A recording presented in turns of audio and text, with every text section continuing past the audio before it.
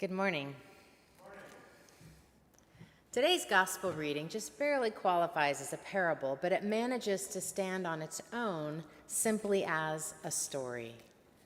In the original version, found in the Gospel of Thomas, it is a frank and realistic telling about the economic and social conditions in Galilee. Tenant farmers were common in Galilee at the time of Jesus, and their situation was undoubtedly extremely difficult. Rich landowners readily took advantage of them.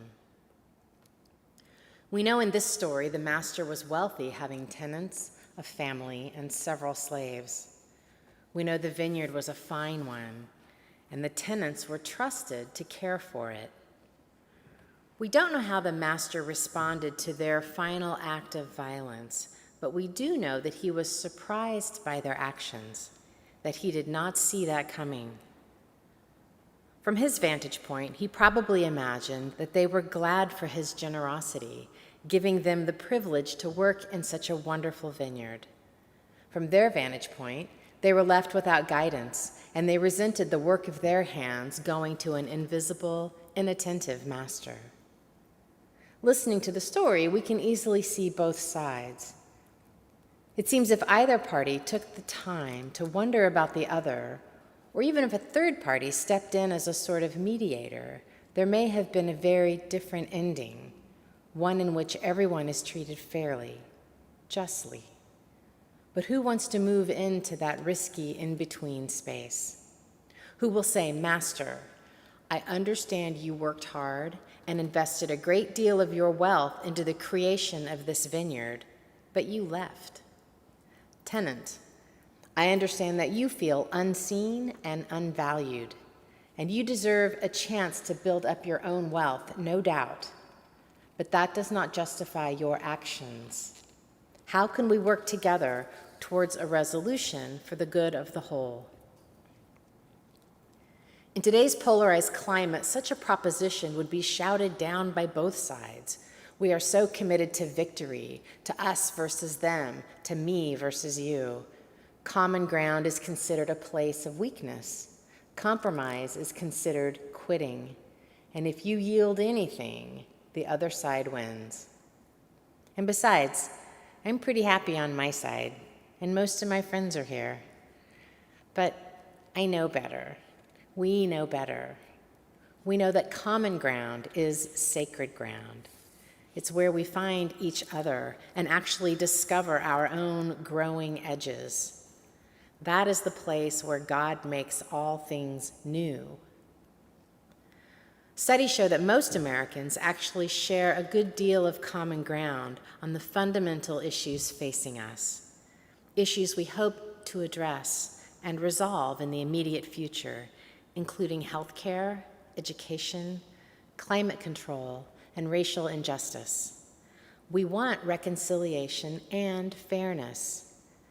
We need to shift our focus from one side or the other and pay attention to our collective desires for wellness, not just for ourselves or even just for our communities, but so we gain the blessing of being able to share our resolutions and resources and solutions with others.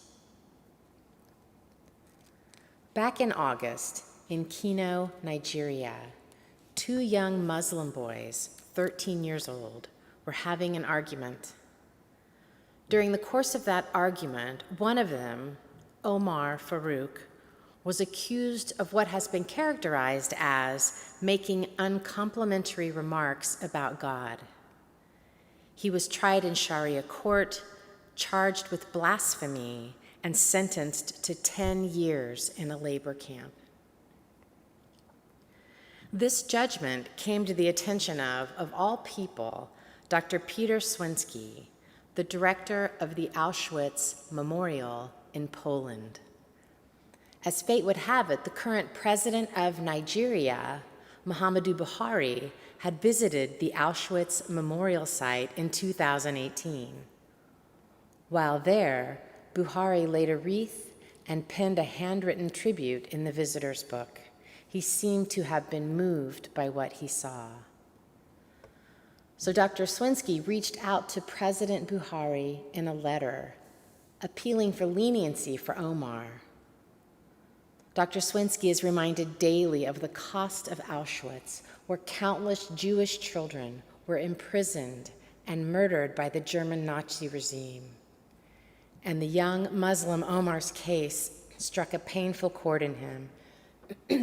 He wrote to President Buhari, regardless of what he said, he cannot be treated as fully aware and responsible given his age. He should not be subjected to the loss of the entirety of his youth, be deprived of opportunities and stigmatized physically, emotionally, and educationally for the rest of his life. Dr. Swinski risked a move into a common space, but he didn't stop there. He proceeded to offer to take on a portion of the child's prison sentence himself. He has since gathered more than enough volunteers from around the world to serve time in the Nigerian prison in the place of the child. He said, in total, the price for the child's transgression will be the same, and we will all avoid the worst. Omar's lawyers have filed an appeal which is still pending, and his mother has had to go into hiding for her own safety. Dr. Swinski had done nothing wrong, but was willing to make that sacrifice for our common future.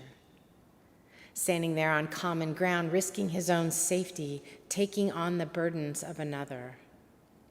Again, we are required to do these things, and doing so requires faith, humility, mercy. It requires us to step out of our sides now and then and remember that we are all stewards of this vineyard, of this earth, and all of her people. Seen from space, she has no national boundaries or borders. She's just this planetary society, shielded by a paper-thin atmosphere. As we call her in our prayers, this fragile earth, our island home. We stand on her together, and not everyone is willing or even able to seek common ground, like the owner of the vineyard, who was clueless that it was even necessary, or the child who cannot go there and speak for himself. Some of us are so wounded, afraid, or simply exhausted that we cannot budge. But we must try and model for others to do likewise. Whether we work the land or lease it to others, whether we carve out our own little plots of safety and security or leave it all to rot, it is not yours. It is not mine. It is given to all of us to tend, even if only just for a season. Let's pray. God, our lives are in your hands, and for that we give you thanks. Amen.